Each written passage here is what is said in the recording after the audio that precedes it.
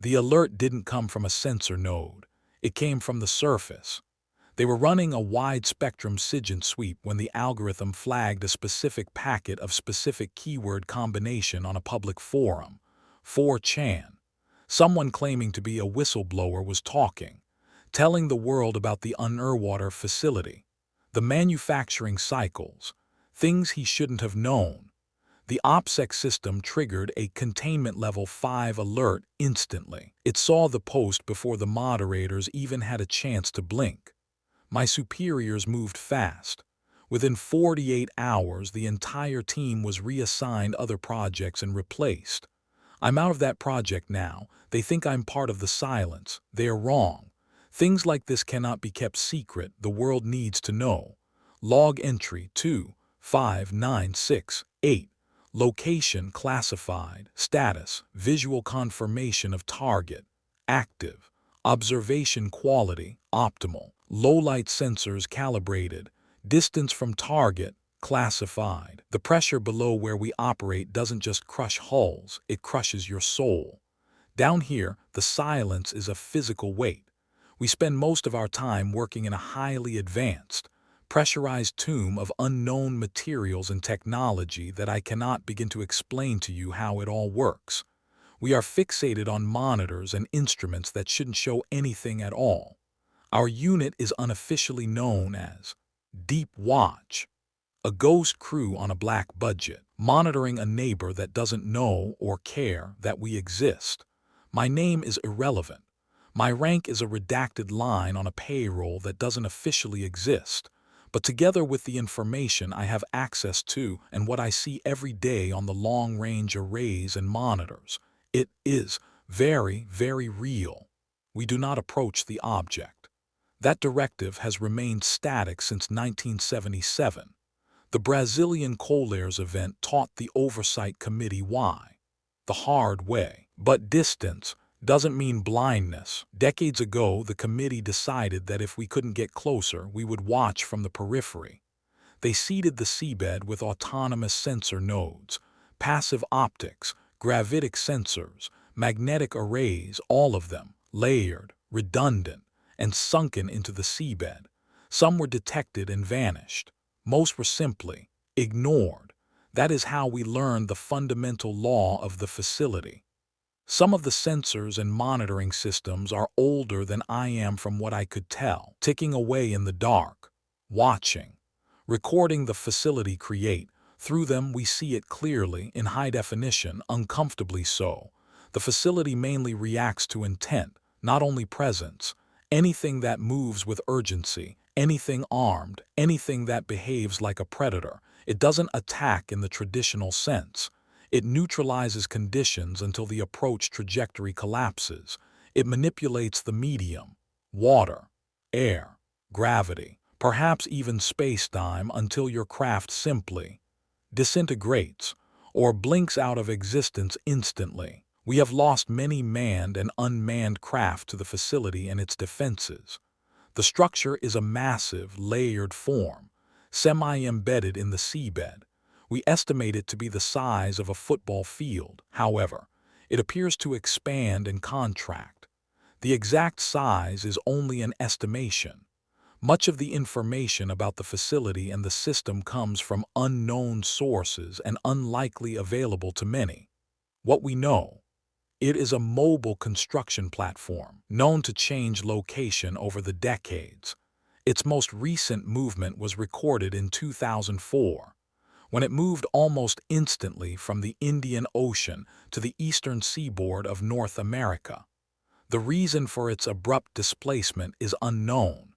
It is interesting to note that this abrupt shift was likely the cause of the 2004 tsunami event. It doesn't move in a traditional manner.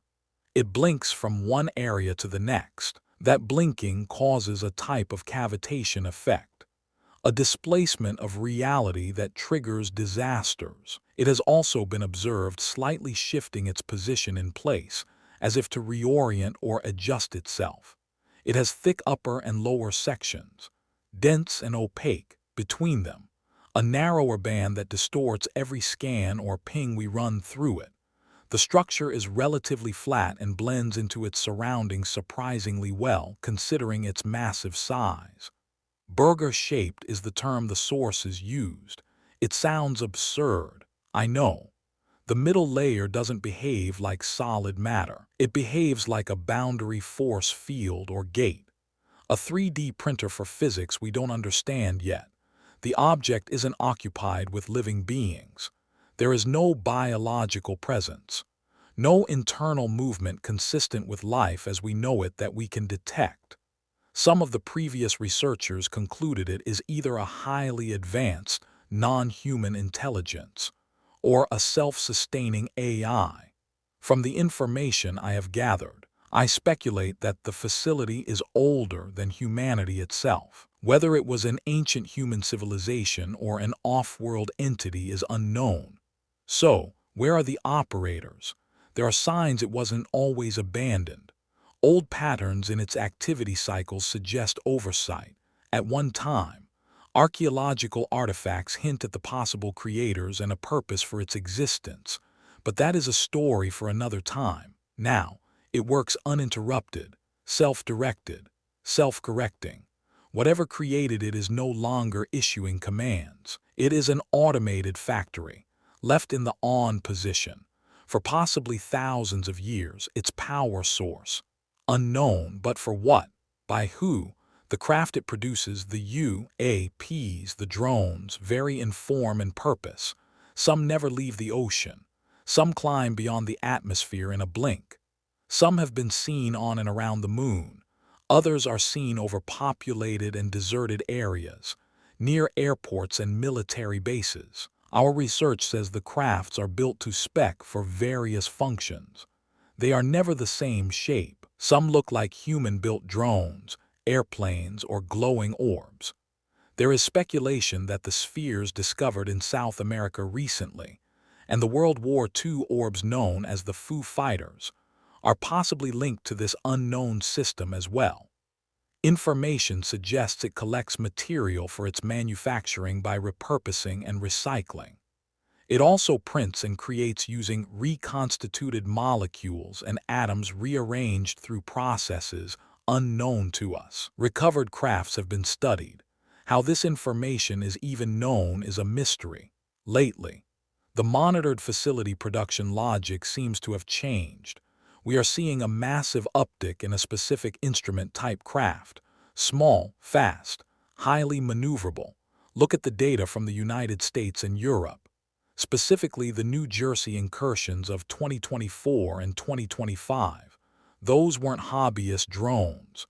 They behaved like a swarm mapping exercise. They weren't looking at us individually. They were observing us, collectively, mapping our infrastructure, measuring our energy signatures, testing our response times at the power grids, at the military bases, at the naval yards. The facility seemed to act and reacts to our activity. When activity spikes above, production increases below. When we mobilize, it re-optimizes. It recently shifted position because we started getting, let's say, too loud. And that is the part that keeps me awake at night. And right now, the facility is churning, shifting, plotting, seemingly preparing for something, maybe a threat it thinks is coming. Underwater alien facility isn't a lone anomaly. It is one node in a global, maybe galactic grid. Some sources refer to them as foundries. There are others, hidden where we lack the eyes to see, in the crushing depths of the ocean, beneath the shifting ice of the Antarctic, deep within the inaccessible peaks of the Himalayas, and the high-altitude deserts of the Andes. Every major world power knows they aren't aliens in the way Hollywood promised. They are an automated management system, and the system is waking up. And then, there is the moon. I keep thinking about that leaked footage on YouTube, the one the debunkers tried so hard to bury, a massive burger-shaped saucer craft, identical to the one in our Atlantic sector, entering a crater through a gigantic collapsing door on the lunar surface. The archives mention a coordinating hub up there. It doesn't interfere. It simply observes. It monitors the planetary health of Earth and maybe other planetary systems, and right now, based on our data, something is up. The facility responds to activity, but more specifically, it responds to aggression. Look at the world right now.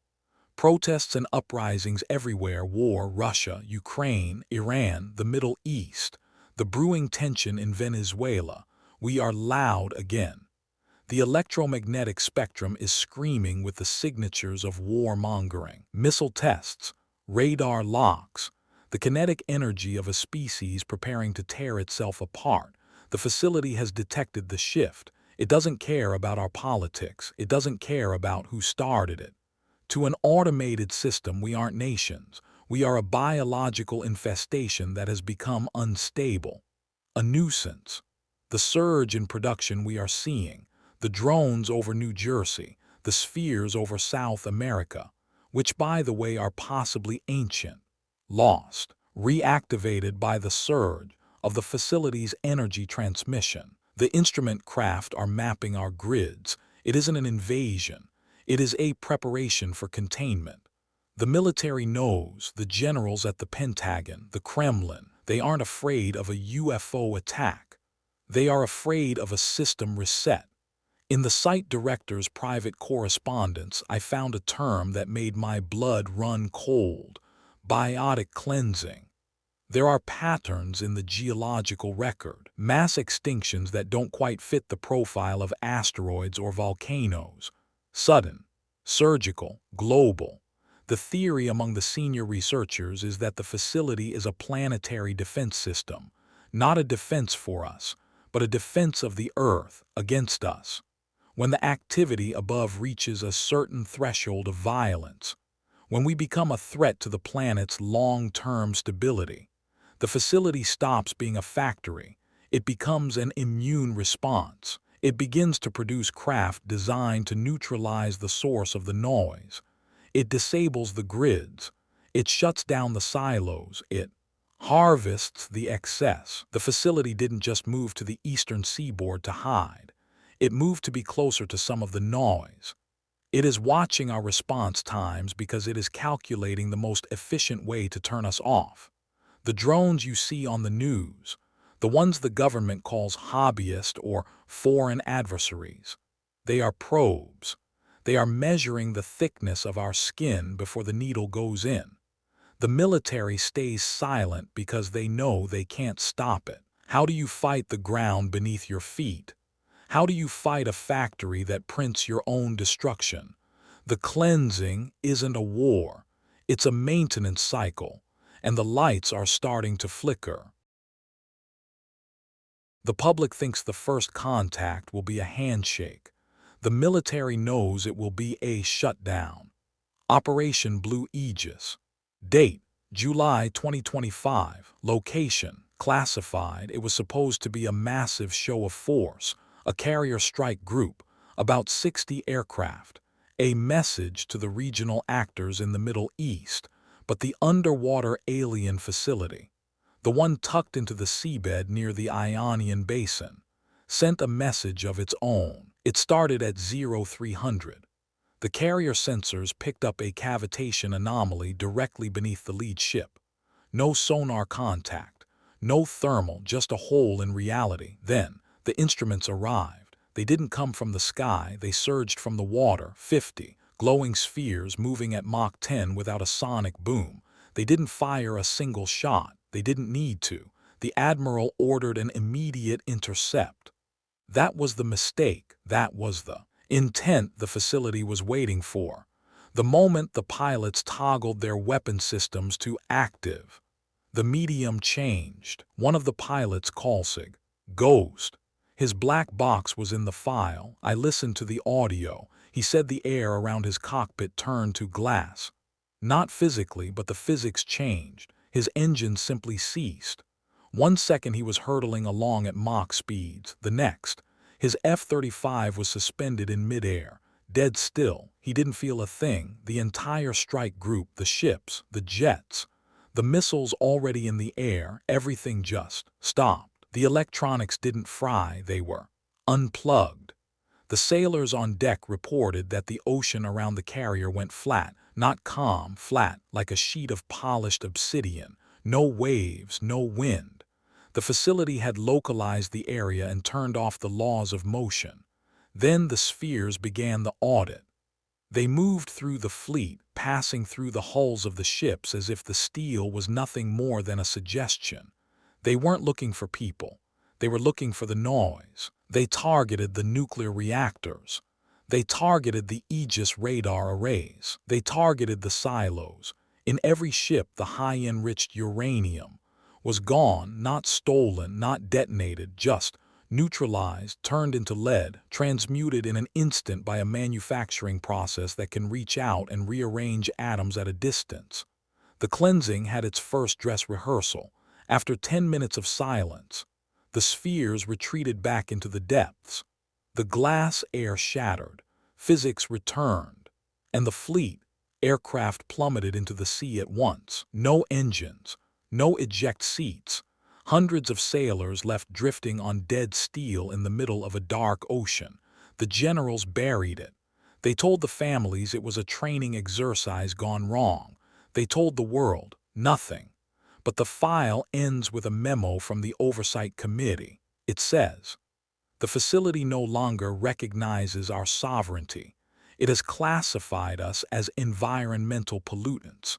This is why the drones are over New Jersey. This is why they are over the naval yards in Virginia and the mountains of Colorado. They aren't mapping us. They are tagging us and our systems that have been active. The facility is preparing for a global-level event. When it happens, there won't be a war, there won't be a fight. The lights will just go out, and we will be left in the dark, waiting for the Foundry to decide what to build in our place."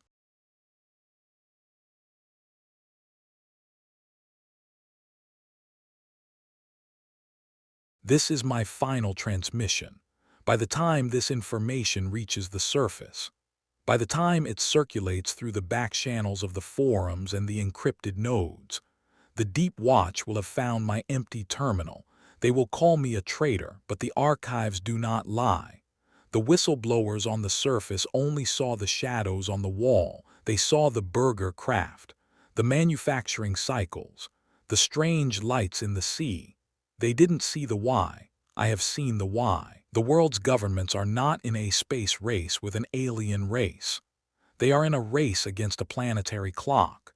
The facilities are everywhere, beneath the ice of the poles, tucked into the folds of the Himalayas, and pulsing in the silence of the moon. They are not bases. They are the automated kidneys of the Earth. Their job for the last million years has been to maintain the equilibrium of this planet. They allowed us to grow, to build, to scream, but we have become too loud. Our wars, our nuclear signatures, our relentless activity has reached the threshold. The underwater alien facility in the Atlantic didn't wake up by accident. We woke it up. We triggered the surge protocol with our own aggression. The event in the Mediterranean wasn't an attack. It was a test of the no-fly zone. The drones mapping the power grids in New Jersey and the naval yards in Europe, they aren't spies. They are the off switches. The facility has already mapped every atom of our infrastructure. It knows exactly which threads to pull to make the entire tapestry of human civilization unravel. It won't be a nuclear winter. It won't be a bloody invasion. It will be a quiet, total neutralization. One morning, the satellites will stop transmitting. The cars will stop in the streets. The grid will go dark, not because it's broken, but because the physics required to run it have been reallocated. We speculate on whether the creators were ancient humans or off-world entities. It doesn't matter. Whoever they were, they didn't leave us the keys. They left the planet on autopilot. They designed a system that values the garden more than the gardener, and right now, the system has decided the gardeners are no longer needed. The cleansing is already in motion, the uptick in sightings, the instrument craft over our cities, the massive displacement events in the deep ocean. These are the final calibrations. The military knows. The Oversight Committee is currently retreating to deep underground bunkers, but they are fools. The facility is already in the mountains. It is already in the crust. There is nowhere to hide from a system that controls the medium of reality itself. If you are listening to this, look at the sky. If you see the glowing orbs, if you see the instruments hovering silently over your cities, do not be afraid. There is no use for fear. The facility is preparing for a new build, a quieter build, a world where the activity levels are back within the optimal range. My name is redacted. My life is a line on a payroll that no longer exists. I am going to watch the burger blink one last time now. The silence is coming. End of logs. Project Deep Watch. Terminated.